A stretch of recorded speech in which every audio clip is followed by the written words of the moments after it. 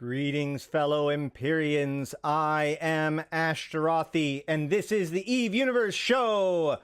All right, let's start with Theodicy. I don't even know if we're going to get all the way through Theodicy. We're going to be reading it. Let's introduce it real quick. So Theodicy is a rather long story. It's 169 pages, as it is. And it also... So the writer of Theodicy is the same author as the Empyrean Age and Templar 1. So I actually think that Theodicy can, and more importantly should, be viewed as being kind of the first in that trilogy, right? So it goes Theodicy, Empyrean Age, Templar 1, right? Hold on. There we go. So this is actually kind of an important story, but not a lot of people know about it. Everybody kind of knows about the Templar 1, and everybody knows about Empyrean Age and all that kind of stuff, and even like Inheritance. But Theodicy kind of gets left out. So I've been wanting to do this for a while. Nice. This story takes place before... really before even the events of Concord, right? So this is over 100 years ago. All right. A little bit of backstory. The Minmatar have leaders that are known as elders, and the elders are supposedly the original elders, like the progenitors of their different clans, that developed the method called the Talrog form, where that allows them to pass from body to body, kind of like the Intaki, but in a much more like literal way. And these are kind of like the secret leaders of the Minmatar. However, especially during the Amar occupation, they were scattered. And so at this point, there was a couple of elders that were found in a specific station of an Amar facility. Derelict region. Vidalia constellation. The Ursha system, Valkyr Talon Squadron Rally Point. Typhoon-class battleship, Hellwrath. My son. Decades of unrelenting guerrilla warfare carved several lines into the face of the Valkyr admiral known as Karth Mutana. The long, narrow mane of hair that grew from the center of his scalp was streaked with bands of gray, and his muscular frame still possessed the size and strength of a cursorial tribesman half his age. Today, his eyes were darker than usual, and his expression betrayed both anger and sadness instead of its prevailing fortitude. They killed my only son. The crewmen seated in the trenches alongside the bridge took note of his grim demeanor and felt the heavy burden on their shoulders grow unbearable. The reality that Iana was lost to the Amarians was just too difficult to absorb, and many were receiving news of loved ones lost, or worse, not hearing anything at all. The Admiral was always a pillar of strength for them, but seeing him like this was bitterly demoralizing and added to the depth of their own sorrows. My hatred for them is all that remains now. All of the Hellwraith's officers stood behind their Admiral, listening to the Valkyr mission planners explain the roles of each squadron in the rescue operation. A large screen built into the bulkhead above the forward bridge windows was divided into 4 sections, one for each commander in the briefing. Karth heard his name mentioned several times as the planners talked, but his mind never wandered from the memories of his son. Before he was a soldier, he would watch as I spilled the blood of Amarian sons, the blood of Amarian fathers, and he would say to me, "You are what I want to become." Admiral? The planner mentioned something of the mission to him directly, but was ignored once more. I am Karth Mutana, freedom fighter of the Crucial tribe, Valkyr warrior of the Minmatar people, wretched father of a dead son. All eyes focused on the grizzled veteran seated in the captain's chair of the mighty Hellwraith. The scowl on Karth's brow deepened, but remained transfixed on the space directly in front of him. No one dared to press for his attention. The mission planner cleared his throat. and then continued. This will be my final battle. Talon Squadron will warp into the CZ first to engage all Imperial forces in the area. Surface-based defenses must be neutralized before any spaceborne threats. You'll only have a few seconds to declare a go, no-go for Omicron, and anywhere from 3 to 5 minutes egress from the CZ before the meteor storm pulverizes everything in the area. My last vendetta. The jump-in point will pull you directly on top of Daemon, matching her orbital velocity and trajectory around the High-level system sun. Omicron must be protected at all costs. If Omicron fails to enter the primary vent cavern within 2 minutes of your arrival, the odds of mission succeeding? History will remember me as a godslayer. Omicron will reach the cavern, Karth interrupted, snapping out of his haze. The Hellwrath and her talons will see to it. My crew and I are prepared to give our lives so that Omicron may succeed. The question is, what odds are you giving Minmatar to succeed?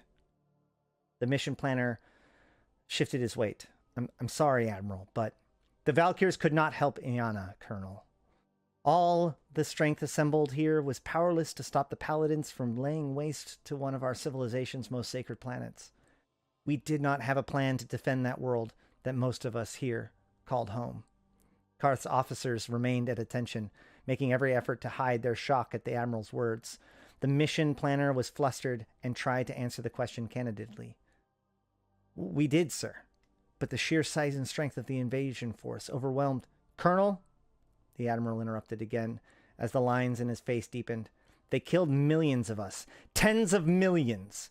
Please tell me that the plan to defend those people was the best that the Valkyrs could offer. Tell me how that plan accounted for the odds of facing a larger than expected attack force. His voice lowered to a whisper.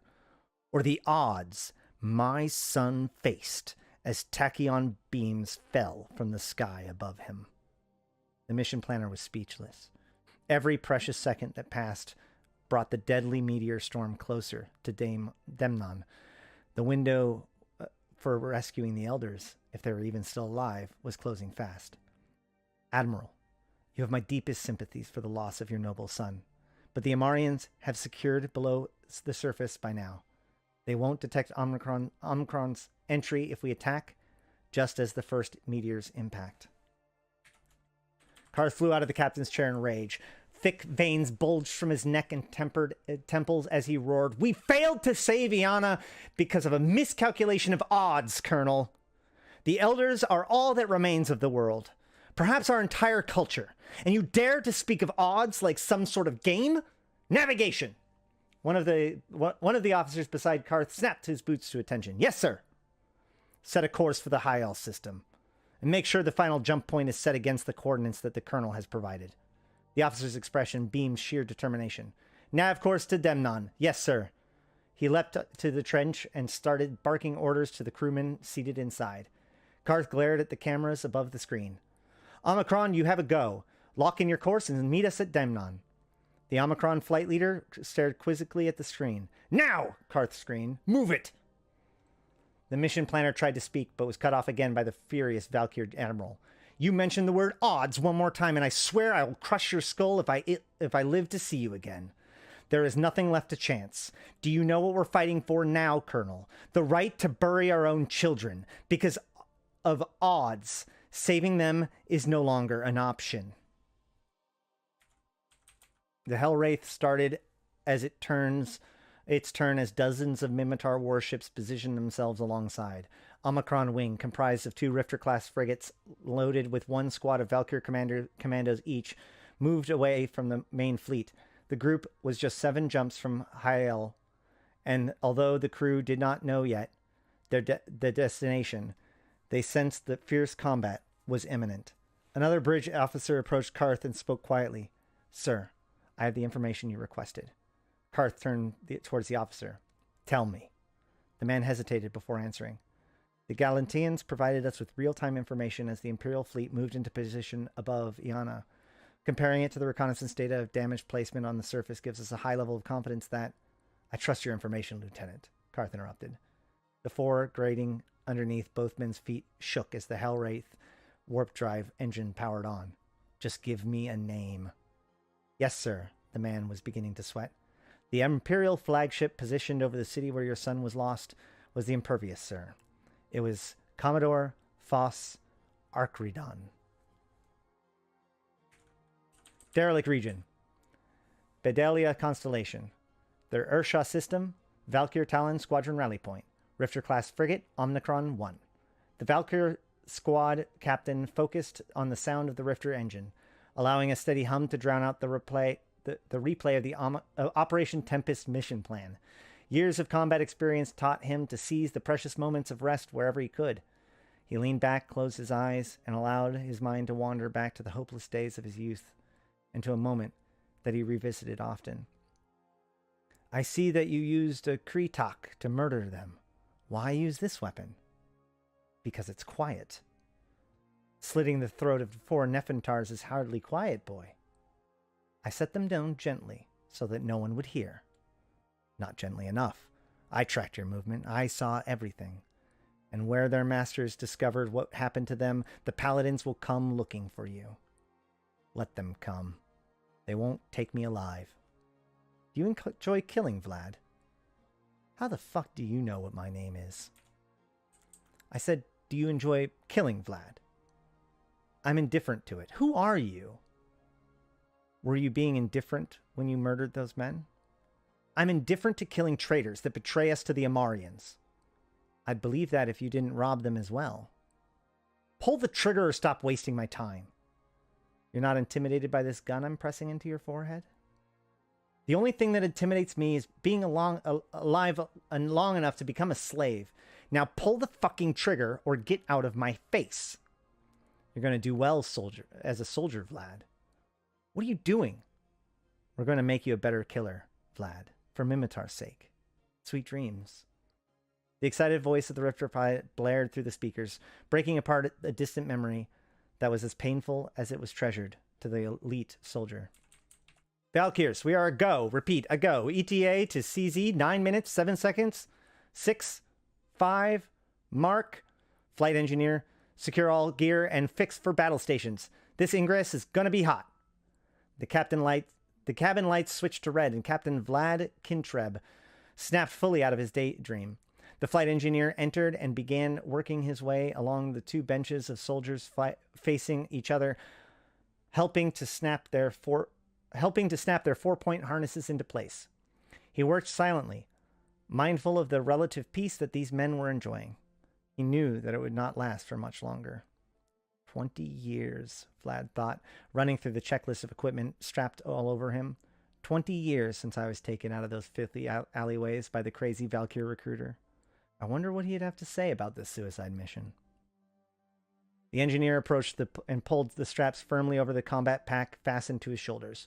Captain Kintreb, along with every other Valkyr commando, was bristling with weaponry, each one armed with an assault rifle, pistol, extra ammunition, grenades, and a combat knife known as a Kreetok.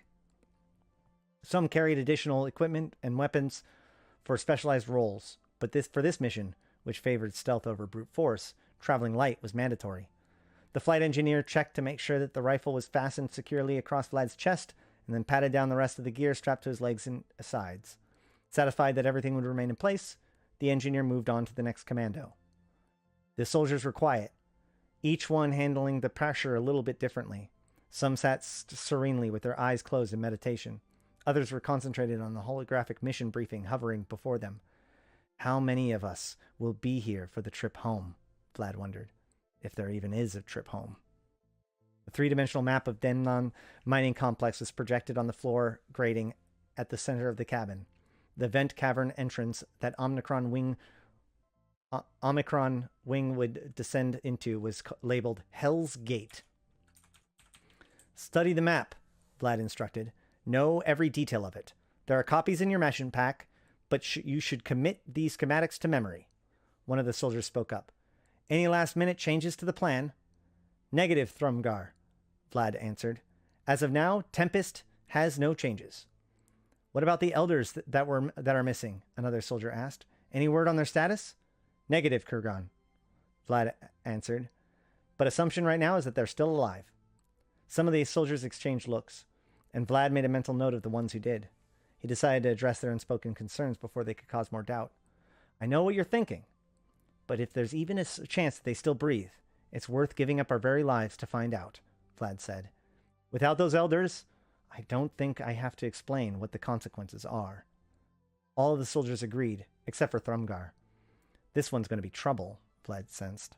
I must take care of him in front of the others. We are the Mimitar's blade, Vlad started, and the spirits of Iana are with us. This mission will be difficult, but Tempest is not a desperation effort. We will succeed. Thrumgar was still defiant. Success even without the elders? The uncertainty in this one will kill him faster than any Amarian bullet. Tempest's primary mission is to determine if the elders taken from Iana are still alive, Thrumgar. If they are, then our secondary mission is to bring them home. Vlad paused for a moment and then added, Are you up for the task? I am Valkyr, Thrumgar growled, reacting as if insulted. Of course I'm up to the task. The soldiers felt a slight lurch to their side as the Rifter accelerated to warp speed. So am I, Vlad answered, this time with more resolve in his voice. And so are all the warriors on this ship. Derelict region. Agu constellation. The Hyel system. Demnon planetesimal. The planet of the Hyel system shot past the bubble canopy of the Atron, accelerated into the final leg of the journey to Demnon. Adrenaline overwhelmed the drugs coursing through Viola's veins as she contemplated the extraordinary risk of the situation. It's all worth it, she thought, slowly crushing another pill in her mouth, especially if the fall of Iana explains why the Order is making direct contact with us. She double-checked that the recorders were functioning properly, running tests on frequencies across electromagnetic and subspace spectrums. Viola did not know what to expect, and for reasons that included everything except proving the Order's existence to the FIO or anyone else, she wanted to be certain. She wanted to be certain that the full details of the encounter were preserved. Viola skipped a breath as the warp engines started to power down. A tiny reddish dot appeared at the center of the warp core, glowing steadily until the hideous face of Demnon's completely filled the bubble canopy. The Demon Stone, she thought, staring at the lava flows slicing fiery pathways across the elongated, shattered world. Immediately, the frigate's sensors warned of the incoming meteor storm, and Viola noticed that the space beyond Demnon was sparkling with sporadic pinpoints of brilliant light. Grul Shaitan, she thought, sunlight reflecting off of tumbling faces of countless boulders traveling at hundreds of meters per second. One of the comlink's lights was blinking wildly, indicating Bear's desperate efforts to reach her. She contemplated answering, but then decided against it. Why bother with him at all, she asked herself. The recorders alone will answer all his questions. Viola suddenly felt herself float off the seat into the shoulder straps, and every electrical system on the Atron shut down without warning. The panels, screens, and indicator lights inside of the cockpit went dark, and the temperature inside of the frigate started to drop. Fearful for her life, Viola scrambled to strap the oxygen mask over her mouth, then looked downwards to check that all of the seals of her survival suit were properly fastened. A flash of light illuminated the ship, and her eyes instinctively darted towards the view outside. A Bestower-class transport was adrift just a few dozen meters in front of the Atron, so close that Viola could read the Amarian religious inscription etched into the ship's hull. The vessel appeared abandoned. No navigation lights were active. No portholes were illuminated from the inside, and the entire ship was rotating slowly along its axis. 2 dead ships out here? Viola thought, desperately trying to coax her own frigate back to life. What the hell am I supposed to do now? She suddenly felt a strange sensation erupt from deep within her skull, which spread quickly to the base of her ears. Releasing the controls, her hands reflexively snapped to grab at her helmet. 2 deaths with sublime purpose, Viola Antiones. Whatever. Viola's body twitched in terrified reaction to the wicked voice that assaulted her eardrums.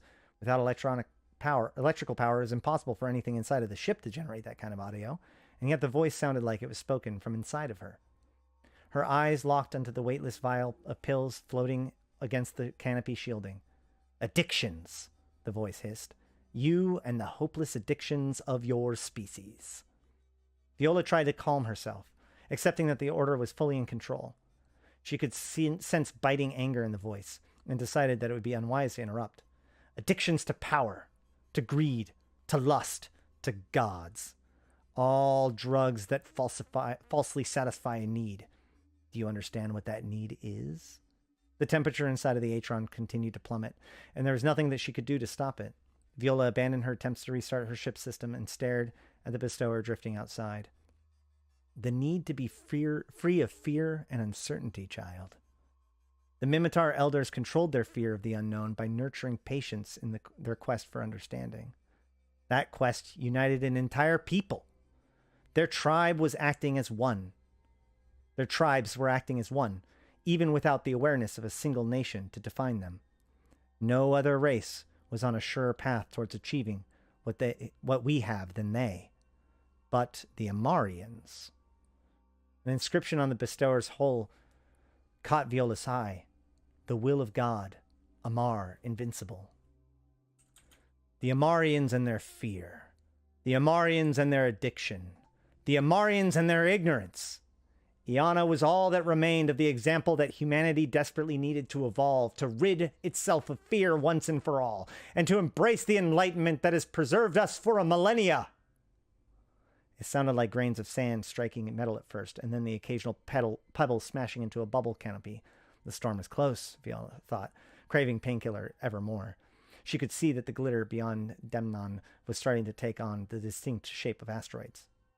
Too many times have the addiction of man destroyed the progress of ages. History is about to fail us again, and deny us the right to walk amongst you once more. The vial of painkillers crashed against the console and spilled its contents everywhere as the Atron suddenly powered back on. Tiny ripples of light pulsed throughout the bubble canopy as the frigate's shield absorbed the impacts of debris from Gruul Shaitan. Not since before New Eden's gates collapsed have we seen darker days than these. Will you find the strength to restore what was lost with Iana? With a shrill alarm, the sensors on board the Atron registered the arrival of 7 Imperial Navy warships. Viola watched in horror as each of them began to actively target her ship. Or will this be the legacy of humankind forever?